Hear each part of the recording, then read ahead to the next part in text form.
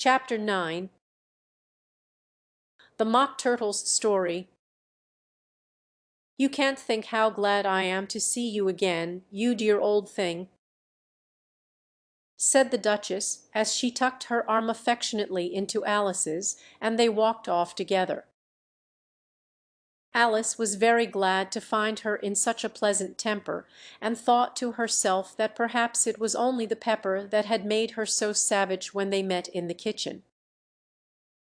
"When I'm a duchess," she said to herself, not in a very hopeful tone though, "I won't have any pepper in my kitchen at all. Soup does very well without, maybe it's always pepper that makes people hot-tempered," she went on, very much pleased at having found out a new kind of rule, "and vinegar that makes them sour, and camomile that makes them bitter, and barley sugar, and such things that make children sweet-tempered. I only wish people knew that, then they wouldn't be so stingy about it, you know." She had quite forgotten the Duchess by this time, and was a little startled when she heard her voice close to her ear. "You are thinking about something, my dear, and that makes you forget to talk. I can't tell you just now what the moral of that is, but I shall remember it in a bit." "Perhaps it hasn't one," Alice ventured to remark. "Tut, tut, child," said the Duchess. "Everything's got a moral, if only you can find it," and she squeezed herself up closer to Alice's side as she spoke.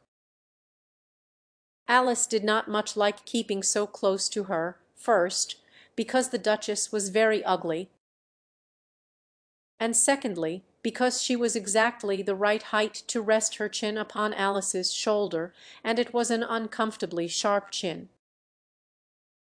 However, she did not like to be rude, so she bore it as well as she could. "The game's going on rather better now," she said, by way of keeping up the conversation a little. "'Tis so," said the Duchess, "and the moral of that is, 'tis love, 'tis love that makes the world go round." "Somebody said," Alice whispered, "that it's done by everybody minding their own business." "Ah, well, it means much the same thing," said the Duchess, digging her sharp little chin into Alice's shoulder as she added, "and the moral of that is, take care of the sense, and the sounds will take care of themselves." How fond she is of finding morals in things! Alice thought to herself. "I dare say you are wondering why I don't put my arm round your waist," the Duchess said after a pause. "The reason is that I'm doubtful about the temper of your flamingo. Shall I try the experiment?" "He might bite," Alice cautiously replied, not feeling at all anxious to have the experiment tried. "Very true," said the Duchess, "flamingoes and mustard both bite. And the moral of that is, birds of a feather flock together." "Only mustard isn't a bird," Alice remarked. "Right, as usual," said the Duchess. "What a clear way you have of putting things." "It's a mineral, I think," said Alice. "Of course it is," said the Duchess, who seemed ready to agree to everything that Alice said. "There's a large mustard mine near here. And the moral of that is, the more there is of mine, the less there is of yours." "Oh, I know," exclaimed Alice, who had not attended to this last remark. "It's a vegetable. It doesn't look like one, but it is." "I quite agree with you," said the Duchess. And the moral of that is be what you would seem to be, or if you'd like it put more simply, never imagine yourself not to be otherwise than what it might appear to others that what you were or might have been was not otherwise than what you had been would have appeared to them to be otherwise. I think I should understand that better, Alice said very politely, if I had it written down, but I can't quite follow it as you say it.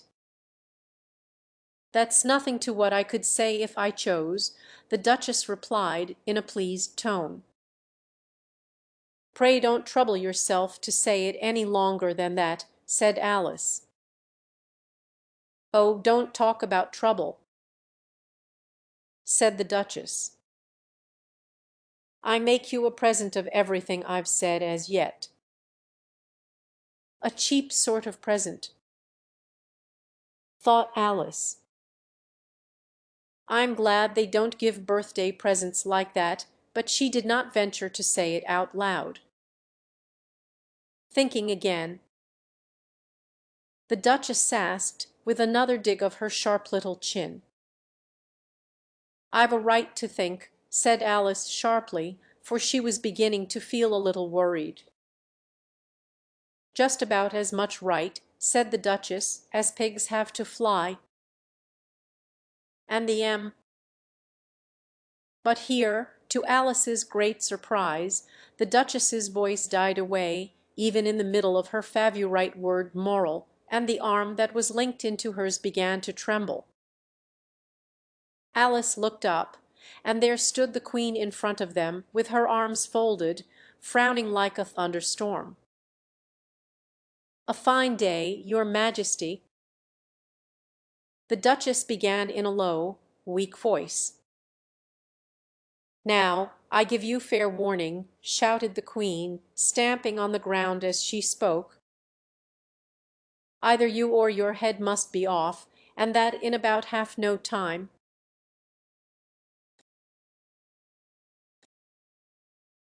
Take your choice.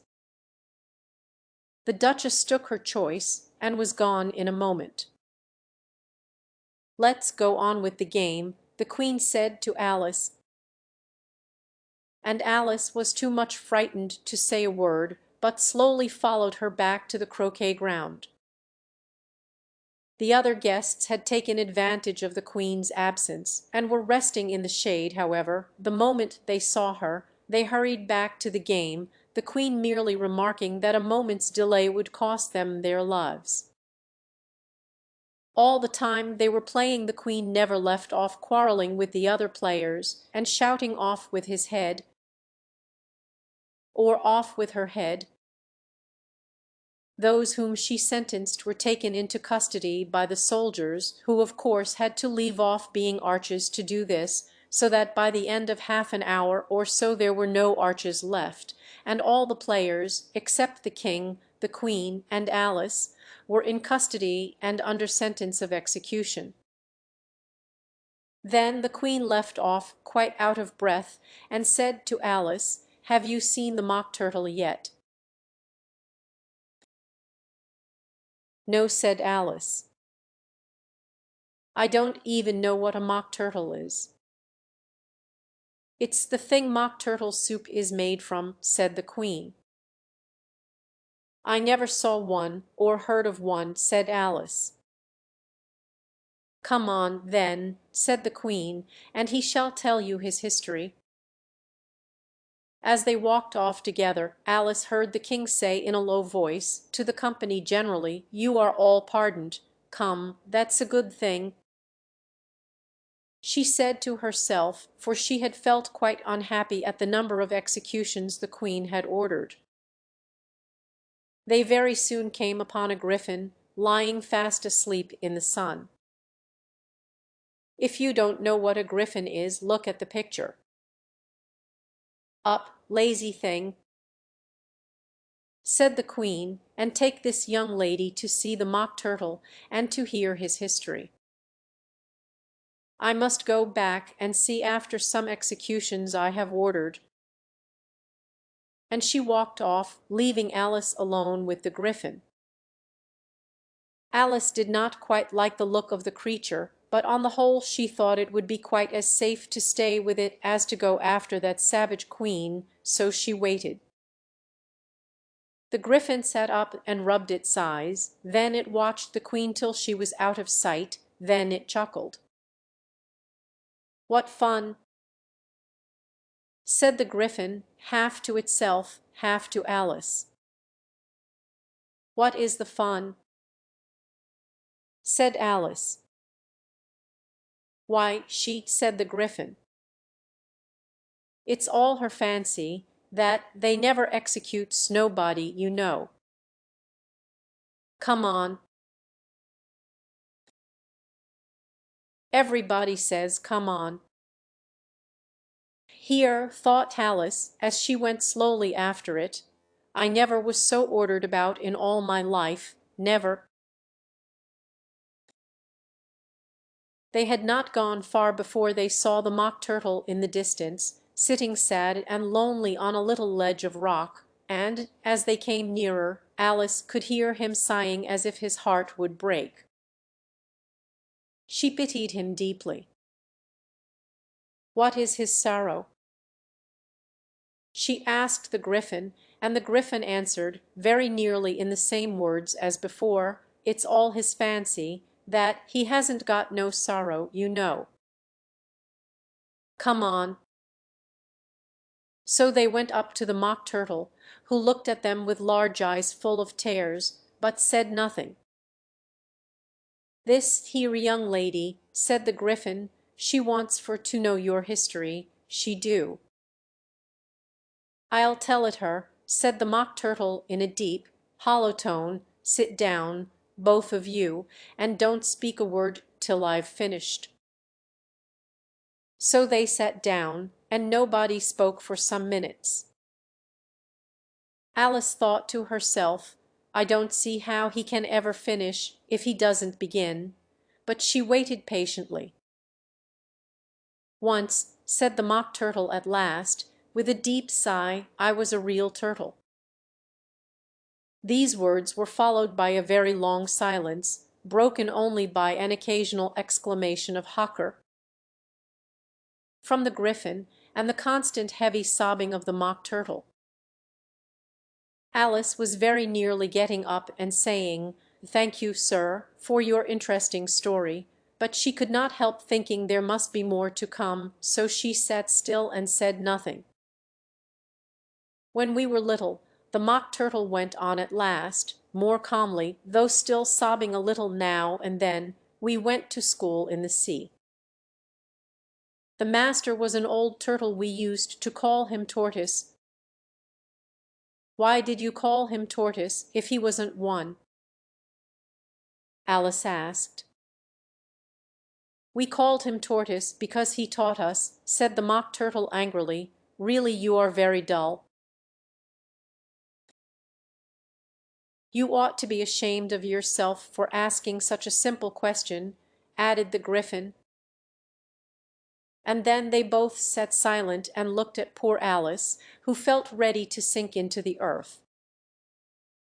At last the griffin said to the Mock Turtle, "Drive on, old fellow. Don't be all day about it," and he went on in these words, "Yes, we went to school in the sea, though you mayn't believe it. I never said I didn't," interrupted Alice. "You did," said the Mock Turtle. "Hold your tongue," added the griffin, before Alice could speak again. The Mock Turtle went on. "We had the best of educations, in fact. We went to school every day." "I've been to a day school too," said Alice. "You needn't be so proud as all that." "With extras?" asked the Mock Turtle a little anxiously. "Yes," said Alice, "we learned French and music." "And washing?" said the Mock Turtle. "Certainly not," said Alice indignantly. "Ah, "Then yours wasn't a really good school," said the Mock Turtle in a tone of great relief.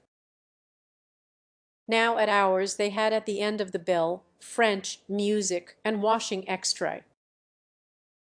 "You couldn't have wanted it much," said Alice. "Living at the bottom of the sea." "I couldn't afford to learn it," said the Mock Turtle with a sigh. "I only took the regular course." "What was that?" inquired Dallas. "Reeling and writhing, of course, to begin with," the Mock Turtle replied. "And then the different branches of arithmetic ambition, distraction, euglification, and derision." "I never heard of euglification," Dallas ventured to say. "What is it?" The Griffin lifted up both its paws in surprise. "What? Never heard of euglifing?" it exclaimed. "You know what to beautify is, I suppose?" "Yes," said Alice doubtfully, "it means to make anything prettier." "Well, then," the Griffin went on, "if you don't know what to uglify is, you are a simpleton." Alice did not feel encouraged to ask any more questions about it, so she turned to the Mock Turtle and said, "What else had you to learn?" "Well, there was mystery," the Mock Turtle replied, counting off the subjects on his flappers, mystery, ancient and modern, with seaography, then drawling. The drawling master was an old Cong reel that used to come once a week. He taught us drawling, stretching, and fainting in coils. "What was that like?" said Alice. "Well, I can't show it you myself," the Mock Turtle said, "I'm too stiff." And the Griffin never learned it. "Hadn't time," said the Griffin. "I went to the classics master, though. He was an old crab, he was." "I never went to him," the Mock Turtle said with a sigh. "He taught laughing and grief, they used to say." "So he did, so he did," said the Griffin, sighing in his turn. And both creatures hid their faces in their paws. "And how many hours a day did you do lessons?" said Alice, in a hurry to change the subject. 10 hours the first day," said the Mock Turtle, 9 the next, and so on. "What a curious plan!" exclaimed Dallas. "That's the reason they're called lessons," the Griffin remarked, "because they lesson from day to day." This was quite a new idea to Alice, and she thought it over a little before she made her next remark. "Then the 11th day must have been a holiday?" "Of course it was," said the Mock Turtle. "And how did you manage on the 12th?" Alice went on eagerly. "That's enough about lessons," the Griffin interrupted in a very decided tone. "Tell her something about the games now."